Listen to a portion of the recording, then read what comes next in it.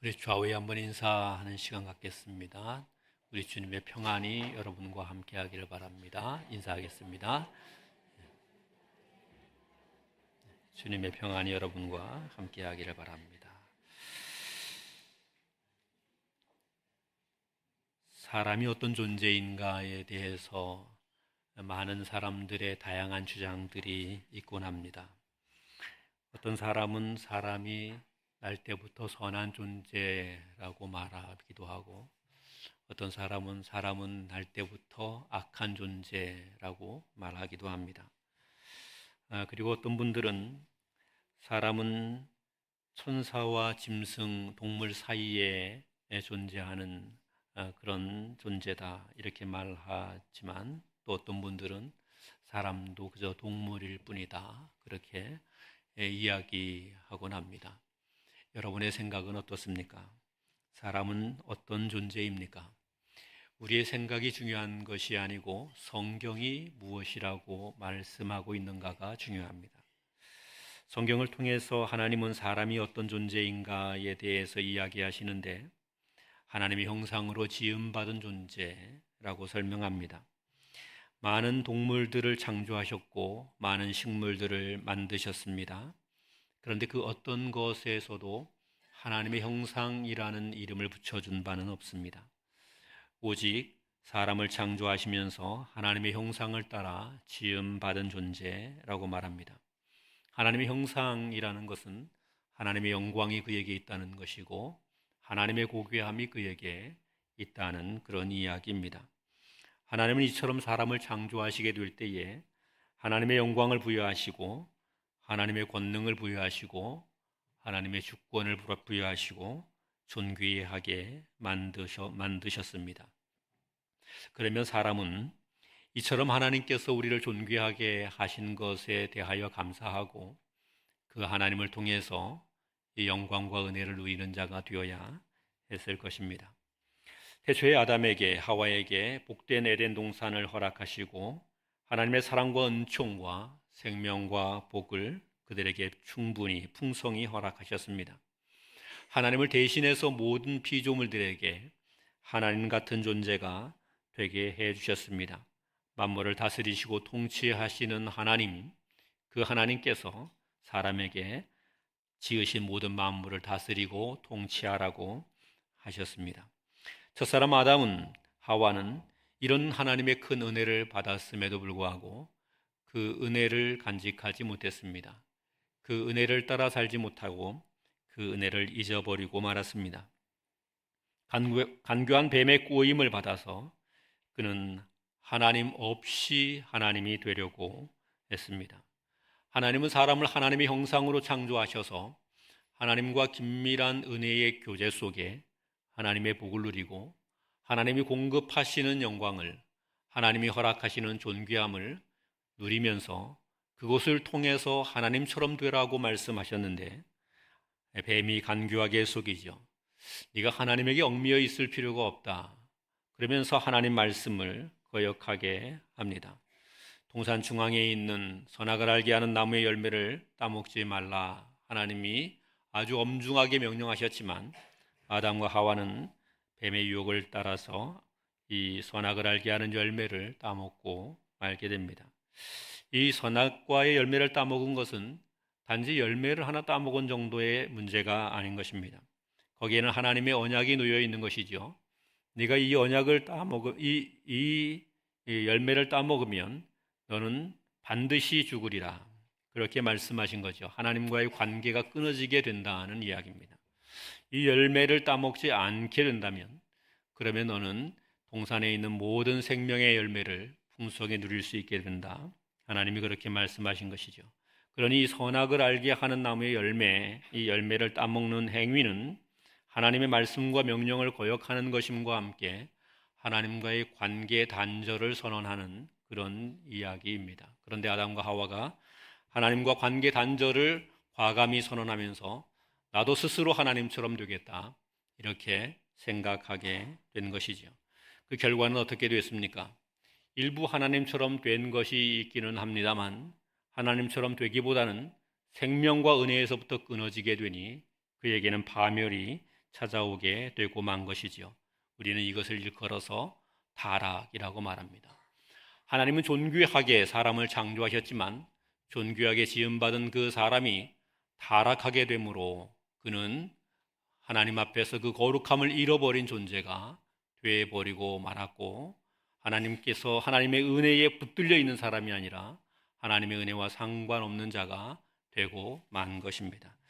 웨스트민스터 소유리 문답 제18문답에서는 이렇게 기록합니다. 18문답 화면을 띄워주시면 좋겠어요. 18문답에 우리 문제와 답을 한번 읽어보겠습니다. 시작. 사람이 타락하여 떨어진 그 상태의 죄악성의 내용은 무엇인가? 타락한 상태의 죄악성은 아담의 첫 범죄의 죄책, 원의의 상실, 그의 인성 전부의 타락으로 이어져 있다. 이것을 보통 원죄라고 부른다. 원죄로부터 모든 실질적인 죄, 곧 자범죄가 나온다. 웨스트민스터 신앙고백서에서는 아주 중요한 가르침을 가르치고 있는데, 타락하게 된 사람의 그 상태가 어떤 것인가 하는 것을 말합니다. 여기 질문에서 말한 것처럼 타락하여 떨어진 그 상태의 죄악성, 이렇게 말했으니 타락하여 떨어진 상태는 곧 죄악의 상태가 된다, 이런 이야기입니다.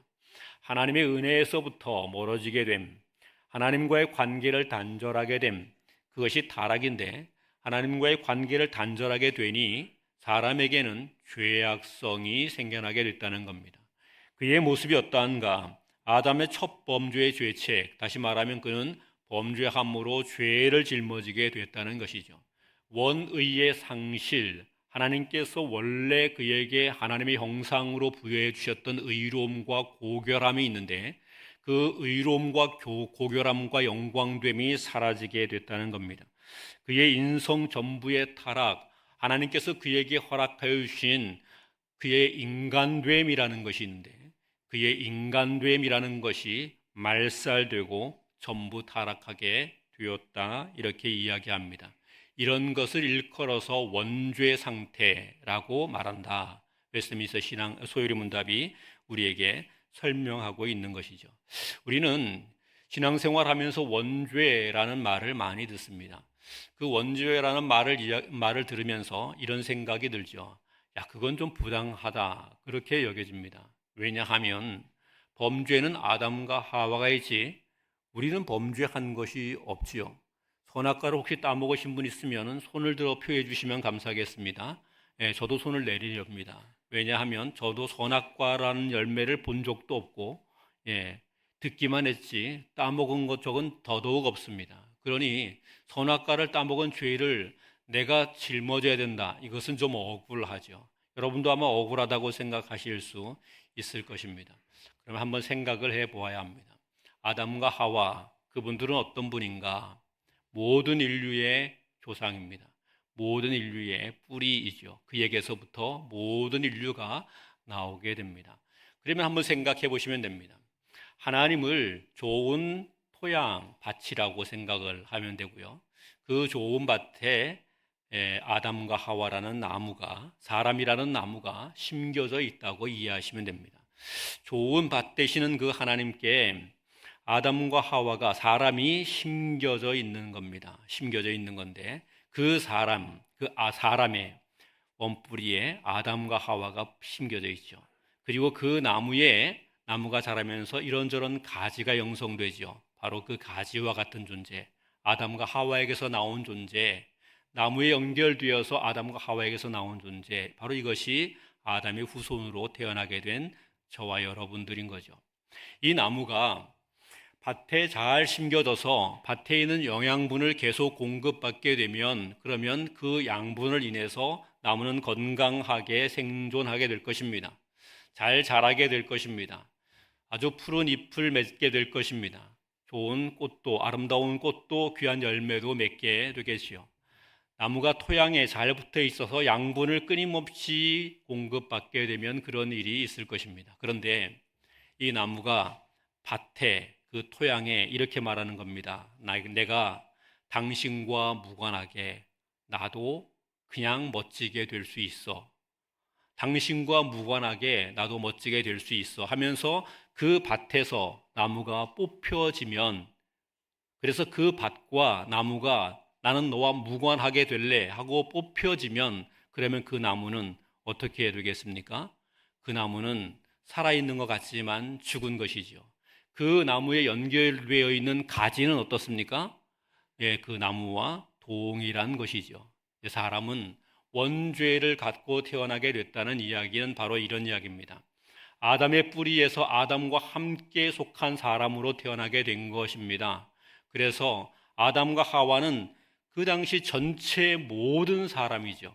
모든 사람이 한 번에 하나님에게서 떠나게 되고 그의 후손으로 오게 된 모든 사람들, 마치 나무의 가지와 같은 우리들은 함께 뽑혀져서 하나님에게서부터 떠나게 된 것이요, 버려지게 된 거죠. 그렇게 버려지게 된 그 우리의 상태를, 그 인간의 상태를 원죄의 상태라고 말합니다. 아담이 버려진 것처럼 아담이 버려진 것처럼 우리도 버려지게 됐고, 아담이 죄에 대하여 책임을 져야 되는 것처럼 우리도 죄에 대하여 책임을 지게 됐고, 아담이 하나님의 은혜를 공급받지 못하게 되는 것처럼 우리도 하나님의 은혜를 공급받지 못하게 됐고, 아담의 그의 인성이 완전히 망가지게 된 것처럼 우리의 인간됨도 완전히 파멸되어 버리고 말았다는 겁니다. 그래서 현대의 많은 사람들이 사람을 그냥 동물이라고 말하자 이렇게 되는 것처럼 사람이 동물처럼 전락해 버리고 말게 됐고요. 거기다가 하나님을 대적하게 됐으니 그에게는 죄성으로만 충만하게 됐다는 이야기입니다. 이런 상태가 원죄 상태입니다. 우리의 상태가 이렇게 하나님께로부터 뽑혀져 있는 원죄 상태이죠. 원죄 상태에서 우리가 행하는 모든 일들은 어떤 것일까 한번 생각해 보아야 합니다. 본문은 우리 소율이 문답에서는 이렇게 말합니다. 원죄로부터 모든 실질적인 죄, 곧 자범죄가 나온다, 이렇게 말해요. 이 이야기를 들으면 이런 거죠. 우리가 짓게 되는 죄, 우리가 이 땅을 살아가면서 죄를 짓는데 그 죄를 짓는 것은 다 원죄가 발동을 걸어서 이렇게 죄를 짓는 것이다. 우리는 다 그렇게 생각하죠. 그런데 사실은 이 이야기는 그런 이야기가 아닙니다. 우리가 하나님께로부터 떨어지게 된 채, 하나님과 무관하게 된 채 행하여지게 되는 것, 하나님과 떨어져 있는 상태를 원죄 상태라고 말해요. 그러면 하나님과 떨어져 있게 된 가운데에서 이루어지게 되는 그 모든 것은 다 죄다, 자범죄다 하는 그런 말입니다. 예, 나무가 흙에서, 땅에서 뽑혀졌습니다. 뽑혀진 나무가 뽑혀진 채로 얼마간 꽃도 피우기도 합니다. 얼마간은 꽃도 피우기도 하고, 꽃이 피어져 있는 것 가운데 어떤 것은 열매가 좀 맺히기도 합니다. 그리고 열매가 또 익어가기도 합니다. 뽑혀진 채로. 예, 나무가 뽑혀졌습니다. 잎이 나기도 하고 꽃도 피기도 하고 열매가 덜어 생기기도 하고 그 열매가 아름다운 빛깔을 내기도 하고 맛을 내기도 합니다. 그렇다 하더라도 그 나무는 어떤 나무입니까? 죽은 나무입니다. 아무 의미 없는 나무입니다. 하나님과의 관계가 떨어지게 된 가운데서 이루어지게 되는 그 모든 일이, 그것이 선한 일이라고 여겨지는 선행이든지 도덕적으로 옳다고 여겨지는 것인지 사람들에게 많은 혜택을 베푸는 그런 호의적인 일이든지 아니면 위대한 업적을 남기는 일이든지 세상에 많은 사람들을 살게 하는 좋은 혜택을 주는 일이든지 이 모든 것이 무관하게 상관없이 그것이 아무리 귀한 것처럼 보여도 그것은 다 죽은 것일 뿐입니다. 헛된 것일 뿐입니다. 그래서 원죄 상태에서 행하는 모든 것은 다 죄다. 자범죄라는 말은 그런 말입니다. 원죄 상태에서 행하는 모든 것은 다 죄다. 하나님과 무관한 가운데 이루어지는 성공, 죄입니다. 하나님과 무관한 가운데 이루어지는 부귀, 죄입니다. 하나님과 무관하게 이루어지는 도덕적 선행, 그것도 죄입니다. 왜요? 그 도덕적 선행으로는 아무런 결과가 없습니다. 복된 결과가 없습니다. 아무런 복된 결과가 없습니다. 왜냐하면 뿌리 뽑힌 나무가 죽어가는 것처럼 그냥 죽어가는 일일 뿐이라는 사실입니다. 이것이 무서운 일입니다. 하나님과 관계가 단절됨은 이와 같은 것이지요. 그래서 전도자가 이렇게 이야기합니다. 인생의 모든 것을 살아봤더니 헛되고 헛되며 헛되고 헛될 뿐이다. 그렇게 설명하는 겁니다. 그는 성공을 이루어 봤습니다. 위대한 업적을 이루었습니다. 어떤 사람들보다 멋진 인생을 살았습니다. 그는 지혜로운 사람이었습니다. 수많은 사람들을 가르치는 사람이었습니다. 권력이 있었습니다. 힘이 있었습니다. 그런데 그의 모든 생애를 지나고 하는 말이 이렇게 말하는 거지요. 헛되고 헛되며 모든 것이 헛되다고 이야기하게 됩니다. 왜 그렇습니까? 하나님과 무관하게 되면 아무짝에 쓸모없는 것이라는 말입니다. 전도서 마지막을 보면 이렇게 이야기합니다. 일의 결국을 다 들었으니 그러므로 하나님을 경외하는 것이 사람의 본분이니라. 그렇게 이야기합니다. 일의 결국을 다 들었으니 하나님을 경외하는 것이 사람의 본분이니라. 하나님과 무관한 가운데는 그 어떤 것도 귀한 것이 있을 수 없는 겁니다.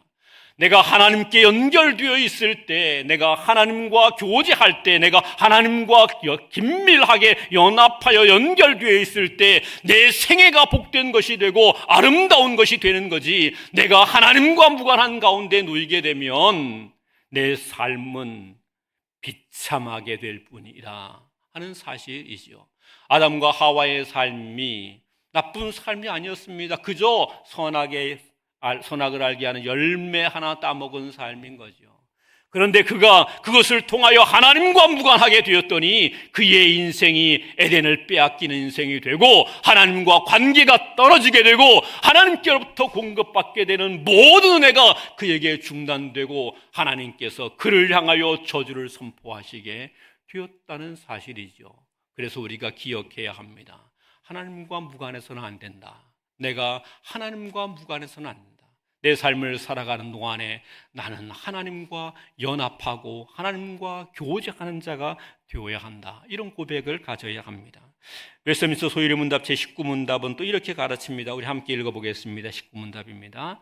시작. 사람이 타락하여 떨어진 상태의 비참은 무엇인가? 온 인류가 타락함으로써 하나님과의 교제를 상실하였고 그의 진노와 저주 아래에 있으며 이 세상에서 모든 비참함, 죽음 자체, 지옥의 벌에 영원히 노출되었다. 이 요리문답 19문은 이렇게 말해요. 하나님과 타락해서 떨어진 그 원죄의 상태, 그 상태에 있게 되면 그 상태를 통하여서 사람이 살아가는 동안에 이루어지는 그 모든 것이 다 죄가 되는데, 그러면 그것이 갖게 되는 그 비참함이라는 어떤 것이겠는가? 그런 질문을 하는 거예요. 사람이 타락하였을 때에 제일 먼저 찾아오는 것이 하나님과의 교제 단절입니다. 하나님과 교제 단절이라는 말을 이렇게 말할 수 있습니다. 내가 하나님께 기도하면 하나님이 들으신다는 거예요? 안 들으신다는 거예요? 안 들으신다는 거예요. 내가 하나님께 아무리 기도해도 하나님이 안 들으신다는 거예요. 하나님의 긍휼과 자비가 필요합니다. 하나님의 은혜가 필요합니다. 그래서 하나님께, 하나님, 나에게 하나님의 은혜가 필요하니 나에게 은혜 주십시오. 나를 긍휼히 여겨주십시오. 내가 살아가는 동안 나에게 필요한 하나님의 영광이, 하나님의 돌보심이, 하나님의 인도하심이 나에게 필요합니다. 이것을 허락해 주십시오. 이렇게 하나님께 기도해도 교제가 단절되어 있으면 하나님께 그 메시지가 전달이 안 되는 거죠. 하나님이 그 기도를 듣지 않는 것이죠. 우리에게 하나님이 공급하시는 모든 은혜가 사라지게 되는 겁니다. 나무가 땅에서 뿌리가 뽑히게 되면 땅에 아무리 좋은 양분이 가득하다 할지라도 그 양분이 나무에로 공급되지 않지요. 타락한 결과는 어떻게 되는가? 하나님에게 있는 그 모든 풍성한 은혜가 인간에게 조금도 전달되지 않는다는 사실입니다. 이것이 비참함이죠. 하나님의 은혜가 우리에게 넘쳐야 되는데, 우리의 기도 가운데 하나님의 역사하심이 있어야 되는데, 우리의 삶을 살아가는 동안에 하나님의 돌보심이 있어야 하는데, 이런 것들이 사라지게 된다는 거예요. 하나님이 나의 아버지가 되고, 하나님이 나의 목자가 되고, 하나님이 나의 사랑이 되고, 하나님이 나를 지켜주시는 보호자가 되고 구원자가 되어야 되는데, 아니요, 하나님이 그런 하나님이 되는 것이 아니라 난 너를 모른다 그러면서 나를 향하여, 우리를 향하여 돌격하시는 하나님, 공격하시는 하나님, 저주하시는 하나님, 심판하시는 하나님이 된다는 거예요. 그의 저주와 진노 가운데 있게 된다. 웨스트민스터 소유리 문답이 그렇게 말하잖아요. 그의 진노와 저주 가운데 있게 된다. 그의 저주와 진노 가운데 있게 되니 살아가는 동안에 온갖 비참한 일을 겪게 되는 겁니다. 이 땅을 살아가는 동안에도 온갖 고난을 겪어가며 비참함을 겪어가며 살아가야 하는 거죠. 그리고 주어진 생애가 마치게 되면 그 마침과 함께 지옥의 영원한 벌을 받게 됩니다. 포도나무 비유에서 이렇게 말하죠. 원 기둥에 붙어 있지 않은 포도나무 가지가 잘려져서 밖에 버려지게 됩니다. 밖에 버려지게 된 그 포도나무는 불에 던져 사르느니라. 그렇게 말씀하죠. 지옥불에 던져 사르게 된다는 거예요. 그것도 영원한 저주와 심판 가운데 하나님의 이 지옥의 형벌을 받게 된다는 사실입니다. 하나님과의 단절됨은 이렇게 무서운 겁니다. 여러분, 이것을 아셔야 돼요. 우리가 하나님과 단절되면 우리의 인생에는 희망을 걸 수 있는 것이 아무것도 없습니다. 우리가 하나님과 끊어지게 되면, 하나님께로부터 멀어지게 되면 우리의 인생은 절망적일 수밖에 없습니다. 아무리 발버둥 쳐도 우리의 문제가 해결되지 않습니다. 우리는 두려움에 쌓일 수밖에 없습니다. 마치 늪에 빠진 사람이 발버둥 치면 발버둥 칠수록 더 깊이 빠져들게 되는 것처럼 하나님과 단절되면 우리 힘으로 발버둥 칠수록 지옥의 불구덩이로 들어갈 수밖에 없다는 사실입니다. 그런데 이런 인생을 우리 하나님은 긍휼히 여기셨습니다. 소유리 문답 제20문답을 같이 한번 보겠습니다. 같이 읽습니다. 시작. 하나님은 온 인류를 죄와 비참의 상태 안에서 멸망하게 버려두셨는가? 하나님은 그 자신을 오직 선하신 뜻대로 영원부터 어떤 사람들을 영생을 얻도록 선택하셨다. 하나님은 이들과 은혜 언약을 맺으셔서 그들의 구속자를 통하여 죄와 비참의 상태에서 건져내시고 구원의 상태에 이르게 하셨다. 아멘. 여기 말씀에 보면 이렇게 이야기합니다. 온 인류를 죄와 비참의 상태 그 가운데 그냥 내버려 두셨는가? 원죄의 상태, 원죄로 말미암아 그 죄와 비참함의 상태, 거기에 하나님은 그대로 버려두셨는가? 그렇지 않다는 것이죠. 하나님은 자신의 선하신 뜻대로 이미 영원부터 작정하신 그분의 계획을 따라 구원하기로 작정하신 분들을 선택하시고 구원하시는 일을 이루신다는 거예요. 그리고 그 구원하시는 일을 이루시기 위하여서 하나님께서 언약을 맺으시게 된다는 거예요. 첫사람 아담에게 언약을 맺었지요. 선악을 알게 하는 나무의 열매를 따먹지 말라. 그리하면 그것을 따먹으면 정령 죽으리라. 언약을 맺으셨죠. 그 언약을 통해서 이 언약을 지켜가게 됐을 때 하나님과 깊은 관계 속에 있게 되는 거죠. 풍성한 은혜의 관계 속에 있게 되는 거죠. 그런데 이 언약이 파괴되고 말았습니다. 다시 하나님께서 사람들에게 언약을 허락하여 주시기로 작정하시는 겁니다. 인류를 구원하시겠다는 하나님의 영원한 계획과 작정을 포기하지 아니하시고 그분의 창조하신 그 피조물 가운데 하나님의 형상으로 세우신 그 존귀한 사람들을 영원히 버리지 아니하시겠다는 하나님의 그 영원한 작정을 포기하지 아니하시고 다시금 하나님께서는 은혜로 언약을 허락하여 주십니다. 범죄한 자들에게 다시 은혜로 언약을 허락해 주십니다. 그것이 은혜의 언약입니다. 범죄한 자들에게 은혜로 언약을 허락해 주시는 겁니다. 이 사람들은 하나님과 언약을 체결할 만한 아무런 자격이 없습니다. 왜요? 이미 하나님께서 주셨던 언약을 파괴했던 자들이거든요. 하나님과의 언약을 파괴했던 자들은 하나님께 어떤 언약을 요구할 수 있는 지위에 있는 것이 아닙니다. 그런데 이런 사람들에게 하나님께서 그분의 선하심을 따라, 그분의 계획하심을 따라, 그분의 기뻐하심을 따라 기꺼이 언약을 체결하시기로 하시는 겁니다. 그래서 베풀어 주신 언약이 은혜 언약입니다. 우리가 구원을 받게 됨이 어디에 있는가? 그 하나님의 은혜 베푸시는 언약에 따르게 되는 것이죠. 은혜에 따르게 되는 겁니다. 우리의 구원이 우리의 힘이나 우리의 지혜에 있는 것이 아니죠. 우리는 원죄 상태로 이미 버려져 있어서 거기서 영원히 망하게 되어 있는데 하나님께서 다시금 은혜를 허락하여 주셔서 은혜의 언약을 주시고 그 은혜로 말미암아 우리가 구원을 받게 하시는 거예요. 원나무가 뽑혔습니다. 아담과 하와로 통하여 세워진 원나무가 뽑혔습니다. 그래서 죽어가죠. 하나님께서 은혜 언약을 세우시기 위해서 그분의 하나밖에 없는 독생자를 사람으로 이 땅에 오시게 하셨습니다. 사람이 되게 하셨습니다. 그리고 하나님께 깊이 뿌리를 내린, 하나님과 영원히 헤어지지 못하는 견고한 하나님과의 관계 속에 있는 은혜 언약의 나무가 되게 하셨습니다. 그리고는 이렇게 말씀하십니다. 누구든지 이 예수를 믿음으로 예수 그리스도에게 연결되어 접붙임 바 되면, 누구든지 이 예수 그리스도를 믿음으로 이 예수 그리스도에게 연결되어 접붙임 바 되면 하나님께서 예수 그리스도를 통하여 우리에게 허락하여 주시는 그 영원한 복이 계속하여 공급되게 될 것이니 무너진 형상의 회복이 있게 될 것이다. 저주는 물러가고 하나님의 복이 있게 될 것이다. 하나님의 백성이 될 것이다. 하나님의 자녀가 될 것이다. 하나님의 거룩한 형상으로 존귀한 하나님처럼 살아가게 되는 이 영광의 복이 있게 될 것이다. 하나님 나라를 누리게 되는 은혜가 있게 될 것이다. 이렇게 이야기하는 것이죠. 사랑하는 성도 여러분, 우리가 이 교리를 통해서 기억해야 하는 것이 있습니다. 어떤 경우에도 우리는 주님께 붙들린 바 되는 자여야 합니다. 하나님께서 예수 그리스도로 말미암아 은혜로 새로운 언약을 허락하여 주셨으니, 영원히 변치 아니하는 언약을 허락하여 주셨으니 우리는 언제든지 예수 그리스도에게 붙어서 결코 떨어지지 않는 사람이 되어야 하는 겁니다.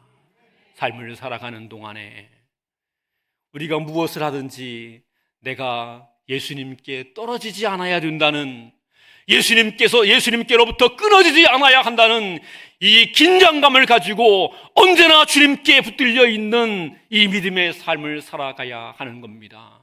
그래서 성도는 믿음으로 사는 겁니다. 이 믿음으로 사는 겁니다.